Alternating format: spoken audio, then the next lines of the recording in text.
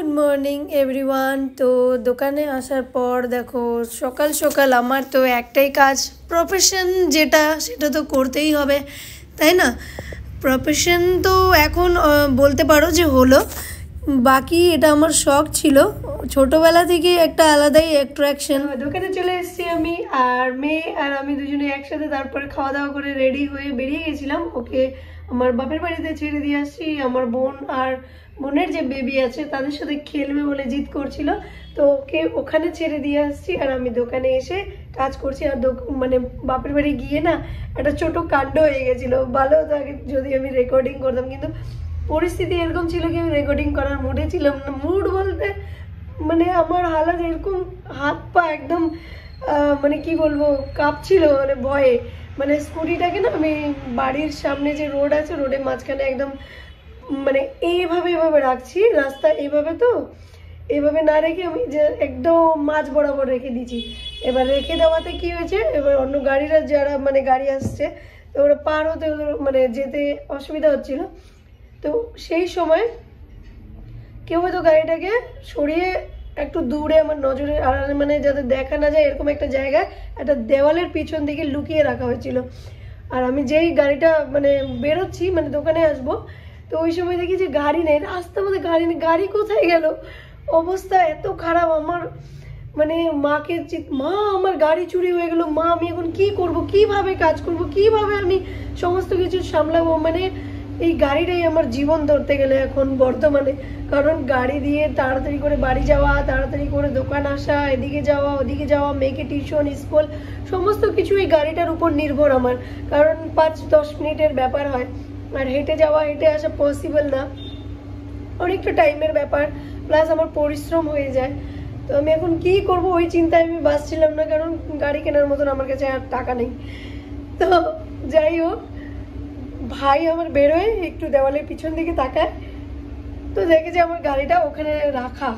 আমি তখনই আমি বুঝলাম যে কেউ তো ওটাকে বদমাশি করে ওই জায়গাটা রাখছে যাতে আমার যাতে শিক্ষা হয়।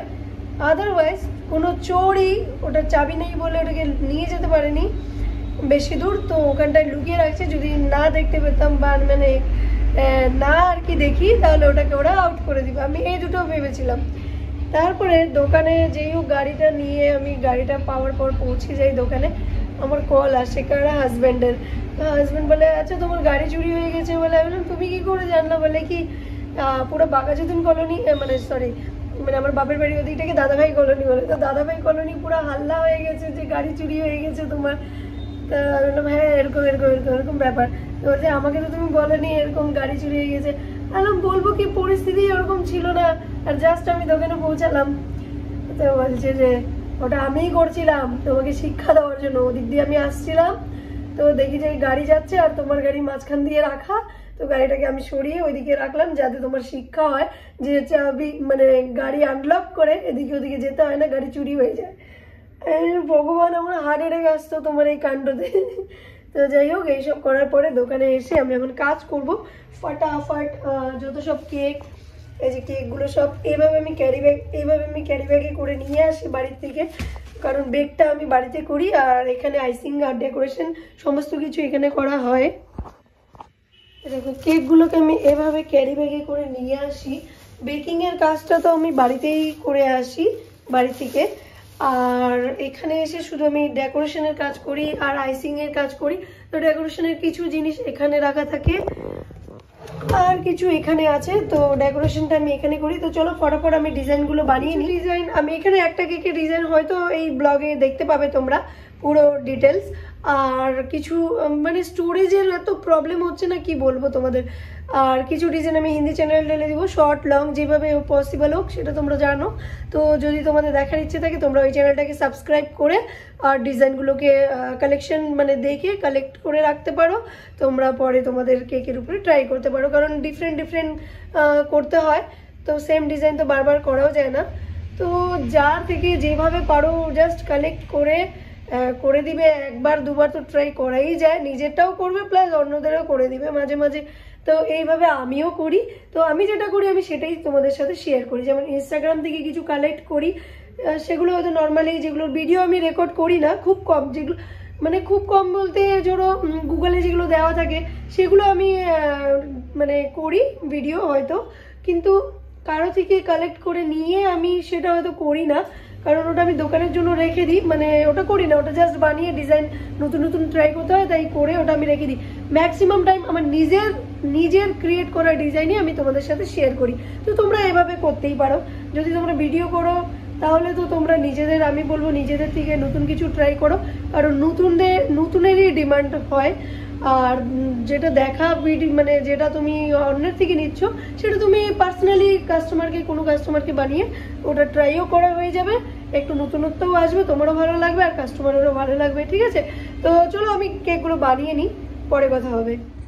একটা ডিজাইন আমি এখানে তোমাদের সাথে শেয়ার করে দিব। তো এই ডিজাইনে দেখো আমি বেসিক্যালি কি করছি, স্কাই সি গ্রিন টাইপেরই, স্কাই তো না ঠিক প্রপার, তো জাস্ট ব্লু কালারের সাথে একটু ইয়েলো কালার মিক্স করে এই কালারটাকে আনতে পারো, তোমরাও ট্রাই করতে পারো।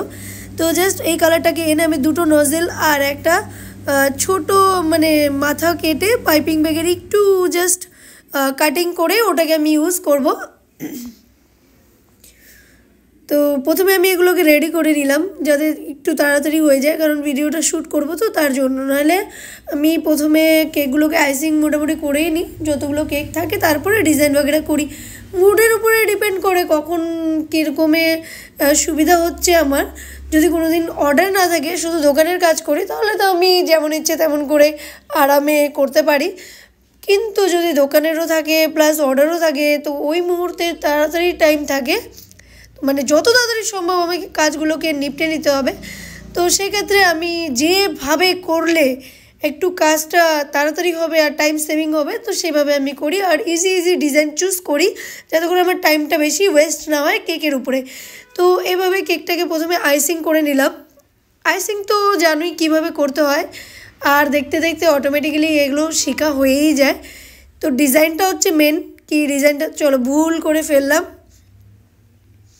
তো এটাকে আবার আমি ঠিক করব, কারণ এখানে আমি অন্য একটা প্যাটার্ন দিব। তো এইভাবে আমি করে নিব, ঠিক আছে, সিম্পল লাইন ক্রিয়েট করব। তারপরে এক সাইডে হচ্ছে এই ছোট একটা পাইপিং ব্যাগ, যেটা আমি ছোট করে মাথাটা কেটে রেখেছিলাম, জাস্ট ওটা দিয়ে এরকম করে লাইন তৈরি করব, কিছুটা গ্যাপ ছেড়ে, ঠিক আছে। আরও ভালো হতো যদি পরিমাণটা আরেকটু কম যেত প্রত্যেকটা লাইনে এই কালারটার। তারপরে স্প্যাচুলার সাহায্যে এটাকে আমি লেবেল করে দিব। একবার জাস্ট স্প্যাচুলাটাকে ক্লিন করে নিবে, যাতে ওই কালার বগেরা বা হোয়াইট ক্রিম বগেরা কিছু মিশে না যায় যখনই তোমরা এভাবে ক্রিয়েট করবে ডিজাইন। তো তারপরে জাস্ট আমি এইভাবে স্প্যাচুলাটা দিয়ে করে দেওয়ার পরে দেখো কি সুন্দর কেকের গায়ে লাইন হয়ে গেল অন্য কালারের। আর এই লাইন তৈরি করার অন্য আরও সিম্পল পদ্ধতিও অনেক আছে, যেগুলো আমি আমার হিন্দি চ্যানেলে মোটামুটি ঢেলেই রেখেছি। তো শর্ট ভিডিওতে হয়তো আছে, তোমাদের তাড়াতাড়ি হয়ে যাবে দেখা। তো এইভাবে আমি হোয়াইট আর এই কালারটার সাথে সি গ্রিন কালারটার সাথে আমি কমপ্লিট করলাম ডিজাইনটাকে। আর একটা সাইড দিয়ে যে পাইপিং ব্যাগটা সরু করে কাটা রাখা ছিল, জাস্ট ওইটা দিয়ে একটুখানি নেট টাইপের করে দিলাম, মানে জালি টেরা করে রেখে দিলাম। আর এক সাইডে সিলভার বল দিয়ে সাজিয়ে দিলাম, ব্যাস হয়ে গেল কেক তৈরি। তো ট্রাই অবশ্যই করবে, চ্যানেলকে সাবস্ক্রাইবও করে নেবে কিন্তু।